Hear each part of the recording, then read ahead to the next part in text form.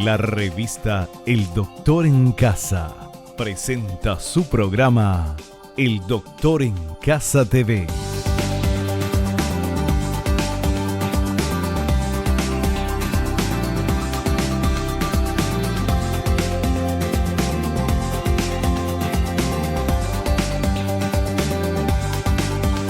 Con la conducción de Vivi Landó.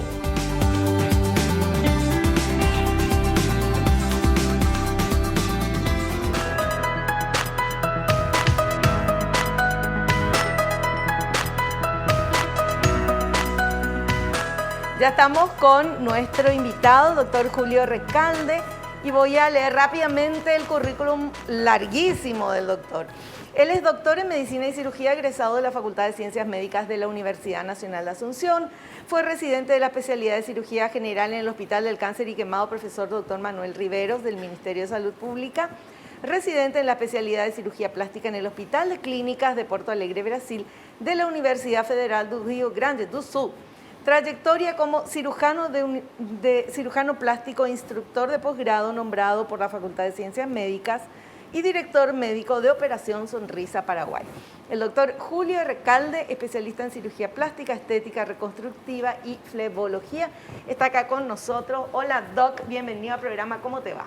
Muy bien, muchas gracias Vivi, un placer estar aquí con ustedes. Bueno, un gusto tenerte aquí y el tema que hoy vamos a hablar es reducción y levantamiento de mamas, y decíamos al inicio que no es solamente una cuestión estética, sino que realmente es una cuestión de salud, porque las mujeres que tienen las mamas muy grandes, obviamente tienen un peso, les hace doler la espalda, no pueden correr tranquilamente, hacer ejercicios, algún deporte, porque realmente es como tener acá una mochila que les está molestando. Y la solución sería esta reducción de las mamas.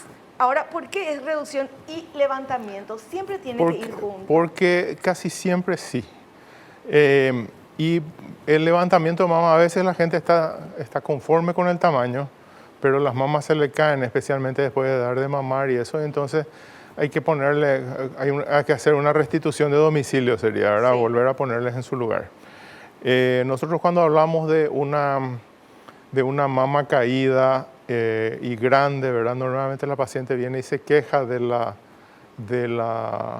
tamaño y la pesadez de las mamas y la dificultad de usar sostenes, que tienen que usar sostenes de breteles muy anchos, que les marcan mucho el hombro o la espalda, y que de repente ya no encuentran más sostenes en las tiendas habituales, ¿verdad? Entonces no es solamente un problema físico en el cual sienten la pesadez, sino que también es un problema, vamos a decir, un problema de conseguir una ropa interior adecuada.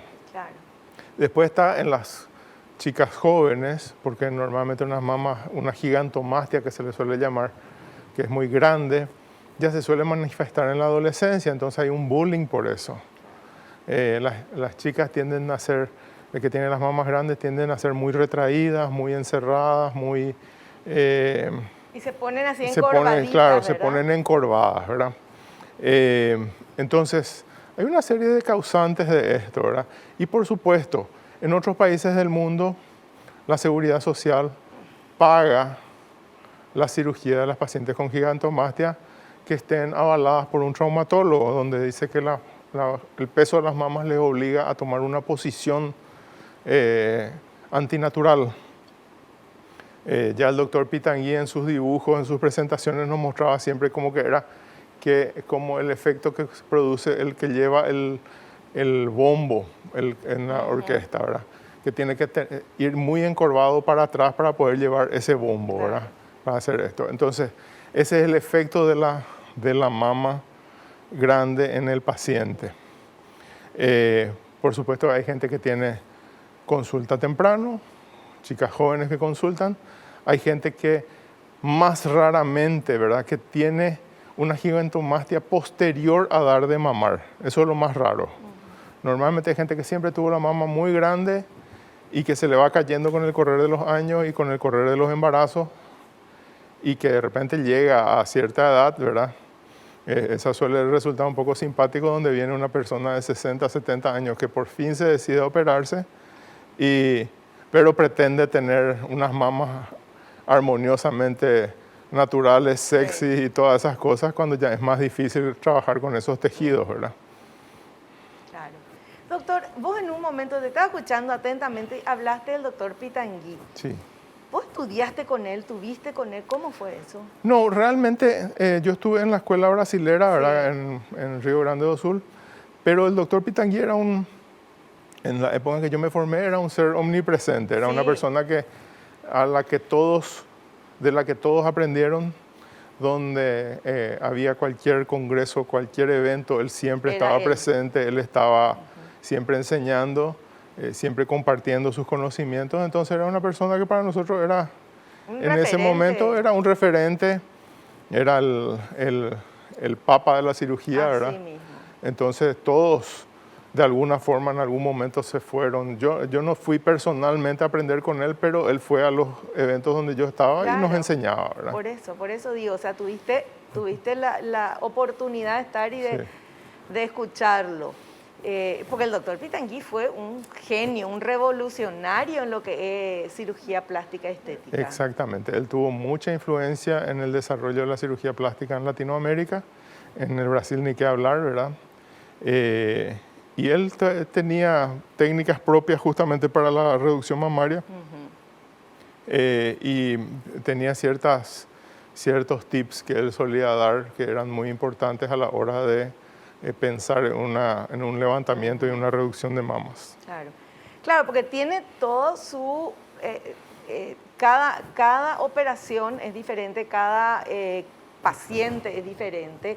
O sea, no es una cosa de, bueno, así se hace y se le hace a todos porque dependiendo de la edad, del tamaño, de cómo están los músculos, la piel, no sé, un montón de cosas, claro, ¿verdad? Todo eso entra a tallar, ¿verdad? Siempre a nosotros nos decían nuestros profesores, cada caso es un caso.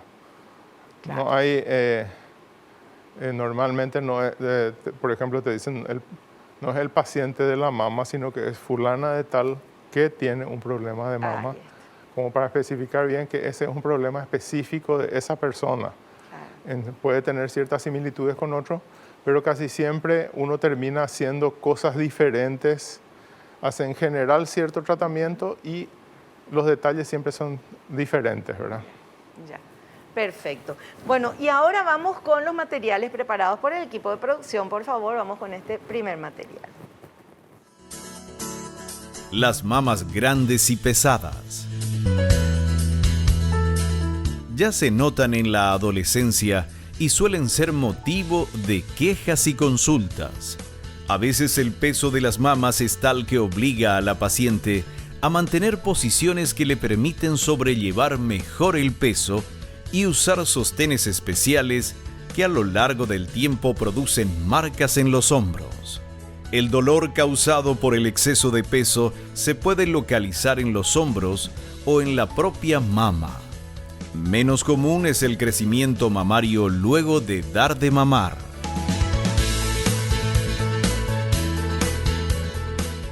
Bueno, era lo que nos estabas comentando. Exacto, ¿verdad?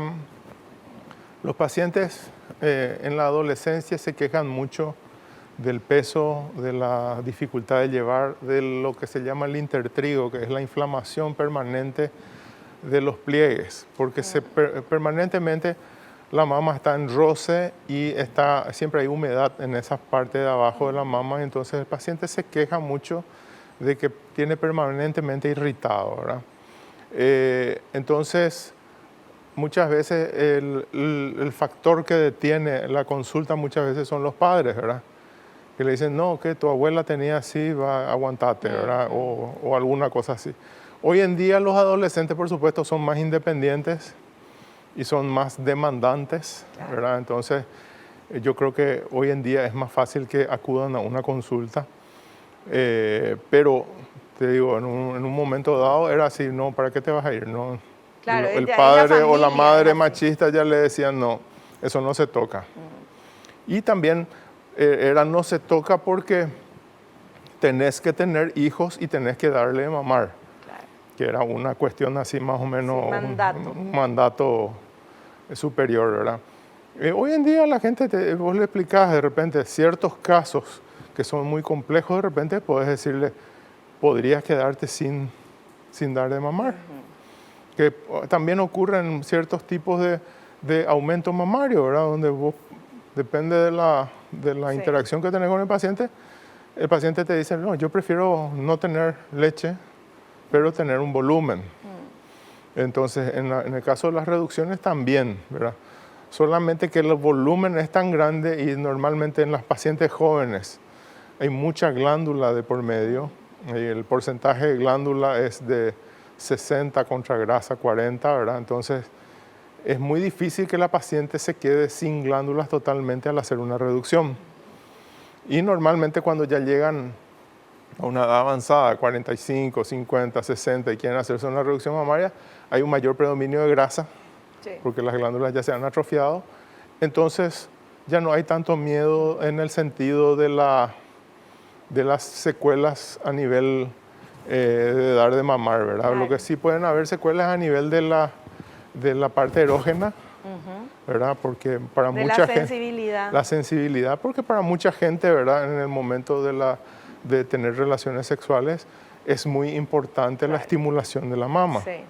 Entonces, en esos casos sí pueden haber ciertas pérdidas, pero que los pacientes normalmente compensan si uno les explica bien y tiene la paciencia. Entonces, ellos ven el lado positivo de esa reducción, ¿verdad? Claro. Y donde suele haber algún problema puede ser que la pareja, si la pareja está muy entusiasmada con el volumen, que de Claro. repente no esté de acuerdo y le haga algún tipo de guerra a la persona, pero en general siempre es posible hacer una cirugía de reducción mamaria. Claro. Ahora, una chica adolescente que ya tiene estas mamas muy grandes, quiere hacerse la cirugía, pero no quiere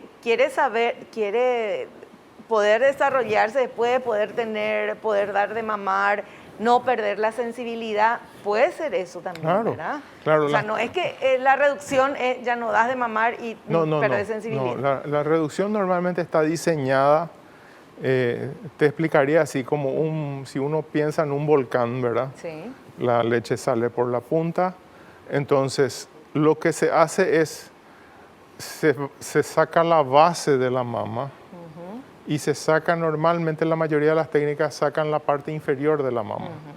Entonces quedan 3/4 de mama La parte de arriba, glandular funcionante con todos los conductos galactóforos y todas esas Perfecto. cosas, entonces tendría que haber una buena capacidad de amamantamiento. perfecto, perfecto. Me parece muy importante ese punto. Ahora vamos a hacer un pequeño corte y después continuamos, vamos a hablar de cómo se mide la caída de la mama. Cuando uno dice está la mama caída, no tan caída, recaída. Bueno, vamos a ver a la vuelta.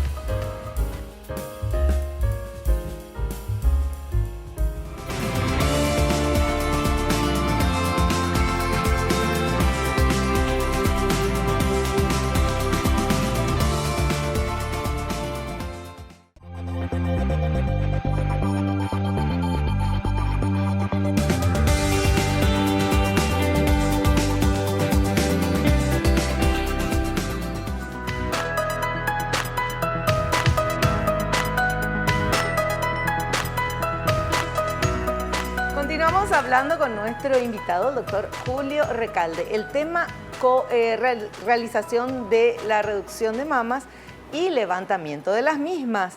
Y ahora lo que decíamos en el bloque anterior, ¿cómo se mide la caída de la mama? Tenemos este material. Atención.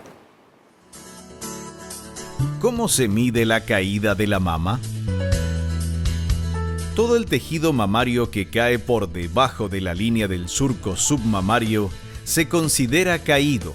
En las mamas grandes y caídas, el 100% del tejido puede estar por debajo de esta línea. En las pacientes con caída mamaria sin hipertrofia, se puede encontrar también el 100% del tejido por debajo de esta línea, con la diferencia de que puede consistir en un exceso de piel con bajo contenido de tejido mamario.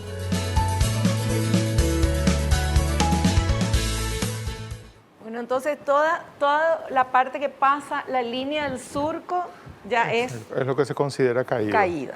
Y tiene una clasificación, o sea, hay varias clasificaciones de acuerdo a eso, pero siempre se considera el surco submamario como el punto de referencia.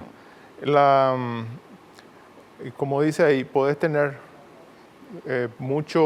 puedes tener una mama grande y con mucho contenido por debajo del surco, que como yo le digo, es una pérdida de domicilio porque está completamente fuera de su lugar original. Sí. O puedes tener una parte, o puedes tener mucha piel y poco tejido glandular, ¿verdad? Hay gente que tiene una flacidez importante de piel, ¿verdad? Y se les cae todo sin necesariamente haber tenido nunca una mama muy grande. De todas maneras, casi siempre las técnicas de levantamiento son similares, aunque la mayoría de la gente que tiene mamas muy pequeñas y muy caídas siempre termina eligiendo también poner un implante como para sostener. Más que nada para sostener y no tanto por el aumento en sí. ¿Verdad? Porque ayuda más a mantener en su lugar un implante, ¿verdad? Y por supuesto que siempre estamos poniéndonos de acuerdo con el paciente a ver qué es lo que quiere. Hay mujeres que quieren tener toda esa mama ahí arriba, entonces lo primero que le explicamos es que eso no se puede conseguir, porque por el peso mismo, en pocos meses va a estar otra vez en una posición baja. La fuerza que hay que hacer es demasiado grande como para que el propio tejido pueda mantenerse. Entonces nos ponemos de acuerdo a ver en cuánto vamos a reducir el tejido mamario. Yo normalmente les cuento que vamos a reducir primero la mama más grande, porque siempre son diferentes, unas más grandes, unas más caídas, siempre hay pequeñas diferencias, entonces siempre reducimos primero la mama más grande, la colocamos más o menos en una posición agradable y luego hacemos la mama más pequeña, tratamos de hacerla en espejo, porque como las medidas no son iguales, entonces los resultados no son perfectamente simétricos. Claro. Siempre hay pequeñas diferencias. Ya. Doctor, ¿qué corte se hace cuando se hace esto? ¿Dónde se corta? Bueno, depende del tipo de levantamiento que vamos a hacer y de la hipertrofia que uno tenga, ¿verdad?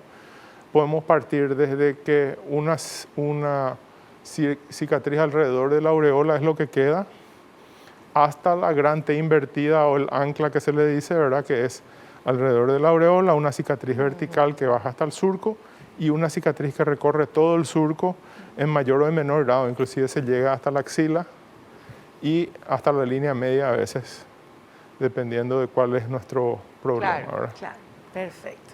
Bueno, seguimos con el siguiente material, por favor.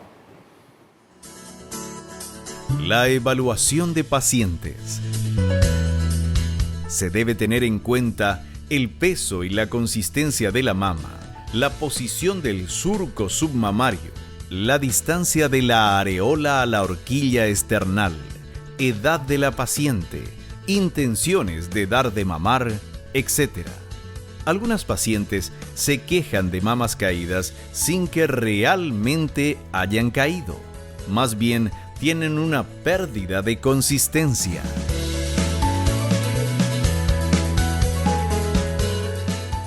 Explícanos eso, doctor. Bueno, muchas veces vienen y te explican porque usan el mismo sostén que usaban antes, especialmente las que dieron de mamar, ¿verdad? Usan el mismo sostén que utilizaban antes de embarazarse y entonces es como que la mama como que se achicó, pero sin realmente haberse caído. La paciente te refiere como caída, pero en realidad lo que perdió es volumen. Y en el Brasil le llaman murcha. Sí. Como que se marchitó. Marchitado. Como que se marchitó, se hizo una uva pasa, ¿verdad? Que normalmente es perder volumen, pero sin quedarse toda flácida, sin caerse de su posición. En esos casos normalmente puede responder simplemente a la colocación de un implante o sacar un poquitito de piel, ¿verdad? Entonces no es tanto nuestro tema de hoy, pero siempre sirve poder orientarle al paciente dónde realmente está. Claro. Cuando nosotros vemos, tenemos que medir, tomamos siempre como referencia la horquilla esternal y la distancia que hay de la horquilla esternal a al complejo de areola-pezón, ¿verdad? Eso nos sirve como para tener una referencia de acuerdo a la altura de la paciente y eso. La mayoría de las pacientes tienen entre 1,60 m y 1,65 m, entonces la altura ideal es de 18 centímetros. A partir de 18 centímetros para más, ¿verdad? 25, 27, 30, 45, ahí podemos tener una idea de cuánto de caída está esa mama. O sea, ahí todos vamos a practicar eso en nuestra casa hoy. De acá, Sí. de la horquilla, acá, Hasta donde el- te pones el huesito, ¿verdad? El Sí, agujerito acá. el Bueno, agujerito, hasta el hasta pezón, el pezón. Ahí 18 tiene centímetros. 18. Esa es la altura ideal. Esa es la altura ideal.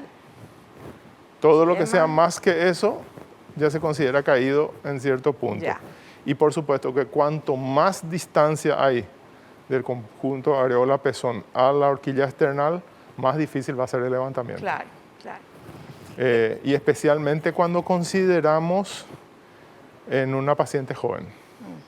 Ahora, una paciente que ya tiene 50 años, que ya no va a dar de mamar, que tiene Ahí una ya no hay hipertrofia mamaria, problema. es que podemos idear técnicas más Claro, fáciles, ¿verdad? eso. Por ejemplo, directamente, armar la mama y sacar el pezón y ponerlo como un injerto, que nos ahorra un montón de dolor de cabeza. Pero el paciente tiene que saber lo que pierde y lo que Claro, gana porque en en ese ese sentido. caso la mamá ya no va a tener su función de amamantar. Exactamente. ¿Verdad? Entonces ahí se puede hacer ese tipo de cosas. Exactamente. Cuando la paciente es más joven, vos haces todo lo posible para que para siga preservar. con toda su funcionalidad Exactamente. para poder dar de mamar y todo. ¿verdad? Exactamente, es lo que Genial. buscamos.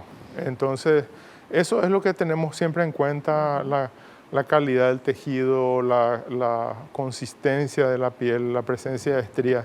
Cuanto más estrías hay, por supuesto, más posibilidad de que esa mama quede flácida. Y también el hecho, por ejemplo, en las pacientes que tuvieron hipertrofias muy grandes, es normal que después de unos años y se operó, por ejemplo, a los 20, 25 años, es normal que para cuando llega a los 40 otra vez se vuelva a caer todo. No todo tanto, pero si dio de mamar, si dio... pero él- y hay una flacidez que es natural, Normal. ¿verdad? Y muchas veces el paciente viene pretendiendo quedar tan bien como quedó a sus 20, ¿verdad? Y es un error pensar eso y es un error para nosotros considerar que vamos a conseguir ese resultado, ¿verdad? Claro, claro. Bueno, pero en síntesis, doctor, mi consulta es la siguiente. Si una persona tiene las mamas muy grandes, cuanto antes se haga la reducción es mejor. Claro, claro. Siempre es mejor, va a ser, tiene toda una vida por delante, ¿verdad? Claro. Entonces, cuanto más cómoda esté, cuanto mejor pueda vestir las ropas que le atraen, cuanto menos vergüenza tiene, cuanto menos bullying sufre, Sí. por supuesto que va a ser mucho más fácil la vida de esa persona, la autoconfianza, el bienestar. Ahora, ¿a los cuántos años estamos hablando? Porque una niña ya se desarrolla a los 12 años, a los 13 Claro. años, a los Y- 14 años ya puede tener unas mamas muy grandes, o a los 13 años, que no condicen todavía con su condición de adolescente. Claro, y se puede pensar en eso porque es, vamos a decir, no, es menos estética que una cirugía reconstructiva, ¿verdad? O sea, vos le estás abriendo un montón de posibilidades en ese caso. Sí. Inclusive aunque se quede sin posibilidad de dar de mamar. Yo creo que hoy en día con todos los adelantos de la ciencia, ¿verdad? Es factible una mamá cómoda que no puede dar de mamar, pero que puede darle todo el resto del amor a la criatura, a una mujer con unos senos enormes que no le puede ni siquiera dar de mamar a su criatura por lo incómodo que resulta o lo doloroso de tener una mama enorme con leche otra vez encima. O sea, yo creo que siempre hay que hablar con el paciente, ¿verdad? Casi siempre terminan siendo, una vez que uno le explica todo, casi siempre terminan siendo los padres los que tienen más miedo que la criatura o el Claro. chico, ¿verdad? Hay ciertas cirugías que uno tiene que hacerlas nada más, Claro, no no, poner pero- un límite de edad, sino que ver cuál es el sufrimiento del por eso, paciente. justamente por eso le decía, porque el bullying que sufren las chicas con las mamas muy grandes, el retraimiento, o sea, se está formando la personalidad de esa nena y todo eso influye. Entonces, en vez de ser una nena que pueda salir a la vida feliz, a descubrir y a jugar y a hacer mil cosas, va a ser una niña adolescente que va a preferir quedarse, que va a preferir que no va, o sea, impacta no solamente en el físico, impacta realmente en el desarrollo de esa nena, de esa niña, esa jovencita. Y es importante pensar en eso porque se está desarrollando y en ese momento en la adolescencia cuando nosotros estamos con nuestros amigos, con nuestros pares, cuando comenzamos a tener esas amistades que van a durar toda la vida, el enamoramiento, un montón de cosas, y es como que esta nena va a estar más retraída ante todo eso, ¿verdad? Exactamente, y vos le das una autoconfianza, le das lo que necesita en ese momento y... ¿verdad? Así es, qué interesante esto y sobre todo para los papás y las mamás, para que piensen un poquito en este tema, si es que eso pasa con la hija, porque muchas veces los padres decimos, no, vamos a esperar que sea un poco más grande, ¿verdad? Pero en este caso, aparentemente no hay que esperar demasiado, ¿verdad, doctor? No, yo no esperaría, ¿verdad? Perfecto. Bueno, lo que nos espera tampoco es que nos dicen que tenemos que ir al corte. Volvemos enseguida y continuamos con este tema que está muy, pero muy interesante.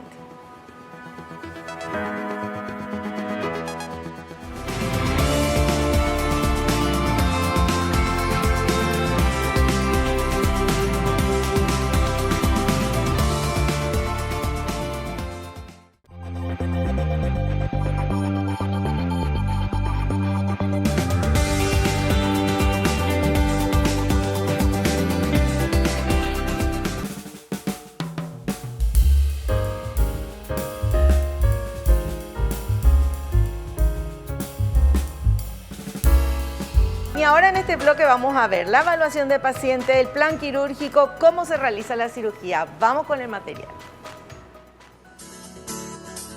El plan quirúrgico. Se debe resolver cuánto tejido mamario se dejará, la posición deseada de la areola y si será necesario o no el uso de implantes mamarios para dar consistencia a las mamas caídas, siempre teniendo en cuenta los deseos de la paciente y la realidad física que presenta.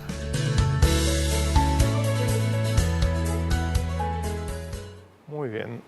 Normalmente yo tengo por costumbre compartir mucho con el paciente cuál es mi idea, cuáles son las cosas que yo estoy viendo, las cosas que me llaman la atención. A mí me sigue sorprendiendo que la poca autoimagen que tiene la gente de sí misma, ¿verdad? O sea, son gente que se mira al espejo, dice estoy bien y está todo bien, pero uno normalmente tiene que ponerse a medir cuál es la mama más grande, la mama más caída, las diferencias que hay entre un tórax y el otro, porque muchas veces hay diferencias inclusive en la forma del tórax, y todo eso tiene que ver en el resultado, y normalmente el paciente cuando ya se hizo la cirugía empieza a notar esas pequeñas diferencias, ¿verdad? Claro, ahí recién se fija. Ahí recién se empieza a fijar y entonces te dice, yo no tenía esto, yo no era así. Entonces yo hago mucho hincapié en esas pequeñas diferencias que hay entre uno y otro lado, especialmente si el tórax es más grande de uno u otro lado, porque evidentemente en el tórax que es más chico, la mama va a parecer un poquito más grande, y viceversa, ¿verdad? Entonces vamos adecuando el plan a cada paciente de acuerdo a lo que yo voy estimando. También ya les digo, bueno, la cicatriz que yo voy a hacer va a quedarte así, así, les dibujo en su propia piel, les digo, este es el tipo de cicatriz, les muestro las fotos de cirugías y los dibujos que hay en todos lados como para que el paciente entienda y les muestro fotos. No solamente porque suelo ver muchas fotos de postoperatorio inmediato. La foto del postoperatorio inmediato suele ser muy perfecta, pero de repente el paciente, si vos le mostrás a un año de plazo cómo quedan las cicatrices, entonces uno ya puede ir previendo. Las cicatrices muchas veces son visibles. Y yo les muestro, les digo, esta es una foto del libro. del libro que yo uso para estudiar. Sí. Y la foto y la cicatriz se ve. Por supuesto que tenés que estar ahí, tenés que sacarle la ropa a la persona para poder ver la cicatriz. Pero si vos no vas a aceptar Tener cicatrices esa de este cicatriz. tipo, no vale la pena operarte. Claro. Porque quiere decir que tiene una idea errónea de qué es lo que se puede conseguir. También tengo pacientes de 70 años que vienen para su primera reducción mamaria, ¿verdad? Y pretenden que van a tener unas mamas llenas, un tejido espectacular, que la mama va a ser así una puntiaguda y todas esas cosas. Y no se puede, ya no hay consistencia como para hacer eso, ¿verdad? Y cuesta mucho hacerle entender porque ellos creen que pueden comprar el resultado, ¿verdad? Y cuando es una cuestión que uno tiene que ir pasando. Y qué importante es encontrar un profesional así honesto que diga, ¿verdad? Bueno, así es como te va a quedar, te va a quedar la cicatriz, esto, para que uno ya esté preparado y decida si es lo que quiere o no. Y hablando, tenemos otro material, ¿verdad? ¿Sí? Vamos a ver, por favor. ¿Cómo se realiza la cirugía? Se hacen en el quirófano, bajo anestesia local y sedación, o bajo anestesia general. El tiempo quirúrgico es de 2 a 3 horas. La cirugía consiste en retirar los excesos, ya sea de piel, de glándula mamaria o ambos, más la remodelación del tejido que va a quedar en la paciente. A veces se colocan implantes cuando la paciente tiene poco tejido mamario y este es muy flácido.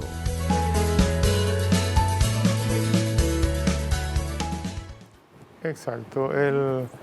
Es importante, ¿verdad?, que hacer una buena marcación prequirúrgica, compartir con el paciente, decirle, bueno, esto es lo que va a salir, esto es lo que se va a quedar, la cicatriz queda más o menos así, y vamos a la cirugía, ¿verdad? Como te dije hoy, tratamos de hacer siempre en espejo la cirugía, es decir, tomamos la mama mayor, hacemos la reducción, la tomamos como modelo, y lo que podemos vamos transfiriendo al otro lado, ¿verdad? Porque muchas veces tener una mama muy grande de un lado y una mama mediana del otro lado y tenés que ir igualando y vas a tener cicatrices diferentes, vas a tener formas diferentes. Inclusive cuando yo veo que van a tener formas diferentes, yo les trato de avisar a los pacientes porque después son los motivos de reclamo, ¿verdad? Y si te das cuenta que va a tener forma diferente, no hay manera de hacer Se puede, a veces puedes poner un implante, a veces hacer la resección de forma diferente, pero especialmente cuando hay forma y tamaño diferentes, siempre queda alguna diferencia más llamativa, ¿verdad? Claro. Bueno, seguimos con nuestros materiales, por favor. A ver el siguiente. Las cicatrices pueden ser alrededor de la areola, periareolar y vertical, y la cicatriz en T invertida. En raras ocasiones se realizan otros abordajes. En el plan de cirugía se plantea mantener la sensibilidad de las mamas y la capacidad de amamantamiento, pero en casos de mamas demasiado grandes pueden quedar alteraciones de una o ambas.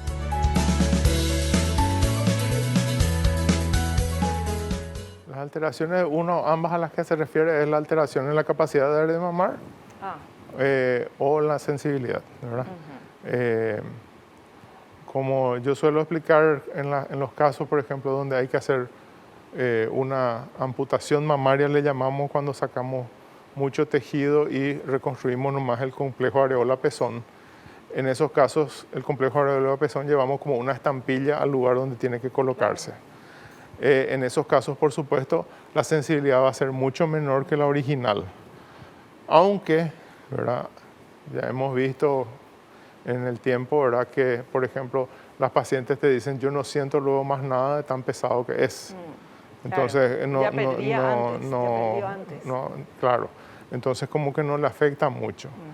Y entonces tenemos que ver esa parte de la sensibilidad y de la parte funcional de la mama, que es el de poder sacar leche de ahí. Son las principales funciones que nosotros debemos preservar.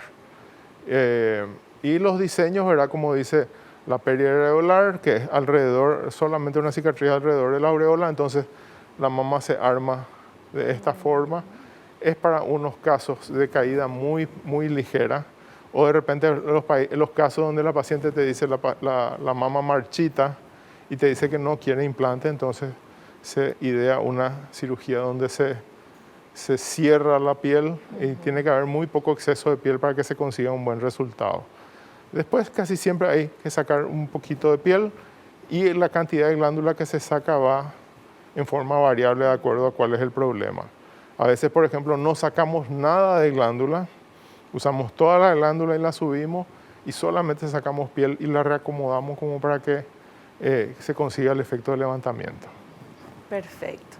Bueno, y vamos con este último material para presentar. Recomendaciones luego de la cirugía. Se recomienda a las pacientes el uso de un sostén especial en el posoperatorio por al menos un mes. Los puntos se retiran luego de 2 a 3 semanas y se advierte que el edema desaparecerá en un 60% al cabo de un mes y la recuperación completa puede demorar de 6 meses a 1 año.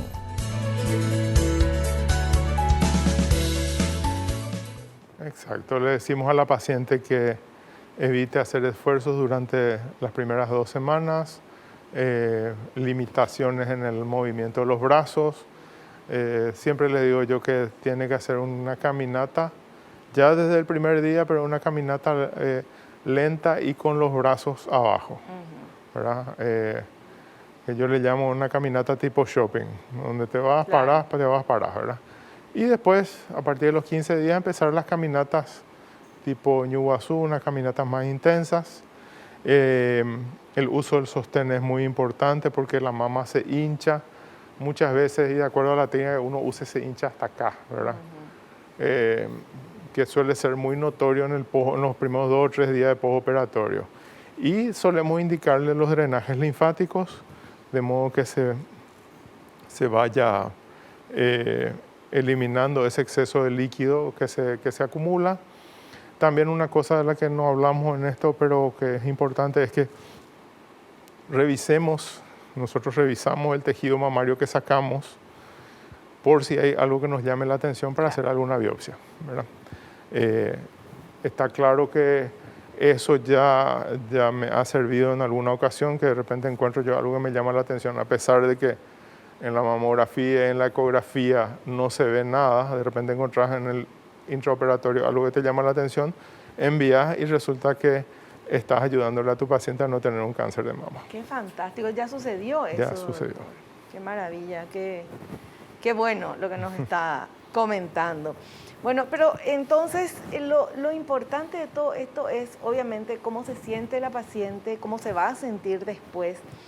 Y a lo mejor gente que no tiene ese problema o varones que no pueden entender y pueden pensar que es nada más que una cuestión de estética, que obviamente también es una cuestión de estética, no decimos que no, pero es una cuestión de autoestima, una cuestión de practicidad, de sentirse bien con su cuerpo y sobre todo de practicidad, porque podés hacer cosas que con las mamas muy grandes no las podías hacer. Exacto.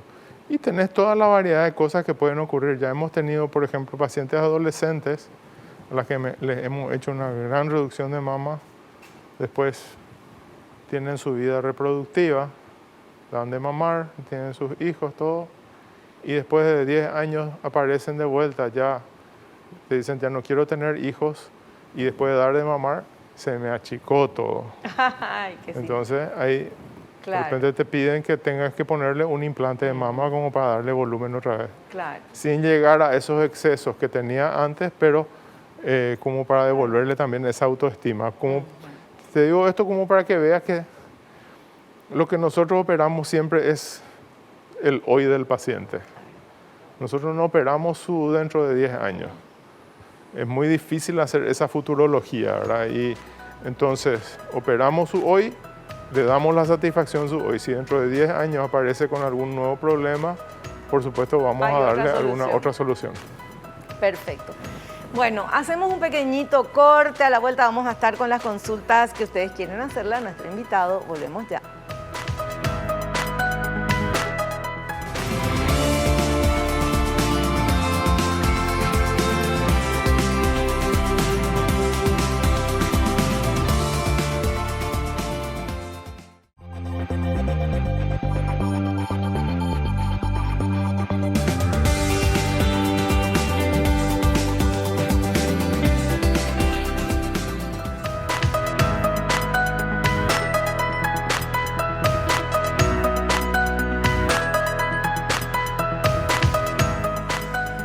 Estamos en la parte final del programa y tenemos algunas preguntas que hacerle a nuestro invitado, el doctor Julio Recalde, especialista en cirugía plástica, estética reconstructiva y flebología. Vamos con esta primera consulta. ¿La reducción de mamas puede afectar la lactancia?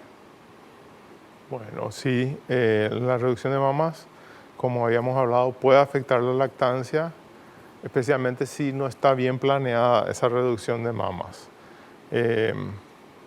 Entonces es muy importante que el paciente acuda a un especialista adecuado, que esté bien entrenado, que haga una buena selección de la técnica quirúrgica que se va a realizar y por supuesto que la realice en las mejores condiciones posibles. Si una cirugía es mal llevada, la paciente puede perder inclusive parte del complejo areola-pezón y puede perder su capacidad de amamantar. Perfecto. Vamos con otra consulta, por favor. ¿Tener antecedentes familiares o haber padecido cáncer de mama afecta la realización de la cirugía de reducción mamaria? Bueno, sí podría afectar porque evidentemente es un paciente con mayor riesgo, ¿verdad? Es bueno tener los antecedentes, por ejemplo, pacientes que tienen madre y hermana principalmente con cáncer de mama, ya prácticamente se suele indicar más allá una mastectomía, ¿verdad? Claro. Entonces es bueno ir viendo eso. Y lo que suele ocurrir es que se hace una mastectomía a un lado, una paciente que tuvo un cáncer de mama, y del otro lado se hace una reducción para tratar de igualar en el momento de la reconstrucción, ¿verdad? En nuestro país yo creo que es muy escasa todavía la cantidad de pacientes que se hacen una reconstrucción de mama posterior a mastectomía, pero cuando uno piensa en una paciente curada ya de su cáncer y la paciente está con indicación de hacer una reconstrucción, entonces se puede hablar, de acuerdo al plan para la reconstrucción, de hacer una reducción y levantamiento del otro lado. Claro, para que queden armoniosas. Armoniosas, exactamente. Muy bien, seguimos con otra consultita. A ver, por favor. Más allá de la solicitud de la paciente, ¿cuál es el indicador para que el cirujano considere que es necesaria la cirugía de reducción mamaria? Bueno, para mí lo más importante es la solicitud de la paciente. A veces la solicitud de la paciente replanteas de alguna forma y resulta que, como te digo, no necesita un levantamiento, sino que lo que necesita un aumento. Ahora, si yo veo que una mama es muy caída, evidentemente que le voy a indicar un levantamiento. Y por supuesto que para mí es más importante la queja. Yo veo pacientes con mamas caídas que vienen y me dicen, no, eso no me importa a mí, arreglame nomás mi panza y claro, con mi panza estoy bien. Claro, me molesta más otra cosa. Claro, yo le pongo, decirme cuál es lo más importante y qué sé yo. Y hay gente que te dice, no, me gusta así, pues es natural. Sí. Cada uno es como es, ¿verdad? Entonces, no es que yo le voy a estar persiguiendo, y mira que tenés tu pecho caído, no es esa la función nuestra, ¿verdad? Nosotros tenemos que tratar de darle al paciente lo que el paciente solicita. Si el paciente me dice, tengo la mama muy caída, evidentemente que yo voy a tratar de hacer lo posible por hacer ese levantamiento como el paciente quiere y según el arte que nosotros tenemos, ¿verdad? Pero muchas veces somos también instructores del paciente. Nosotros tenemos que orientarle que eso está bien pensado o no. Claro. Es súper importante todo esto que estuvimos hablando en el programa de hoy, que ya se terminó. Doctor, te queremos agradecer la presencia como siempre. Muchísimas gracias y te esperamos en un próximo programa. Muchísimas gracias a ustedes, muchas gracias por la atención y nos vemos próximamente. Genial. Y nosotros nos despedimos hasta el próximo programa, si Dios así lo permite. Y no te olvides lo que te digo siempre, porque es cierto, naciste para ser feliz, no te conformes con menos. Chao, chao.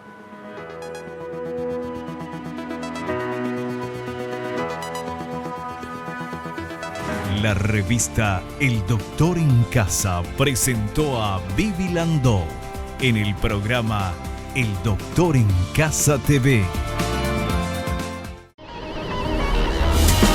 Fue una realización de Alicante.